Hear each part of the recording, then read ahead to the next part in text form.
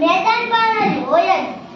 આજે સિવાય વળી બીજી કઈ રમતો પૂછતા દાદીને કે તે શું રમતા હતા. તો ઘણી બધી રમતો હતા. પકડદાવ, માધડી, ગીલી દંડા, આગલી પીપળી,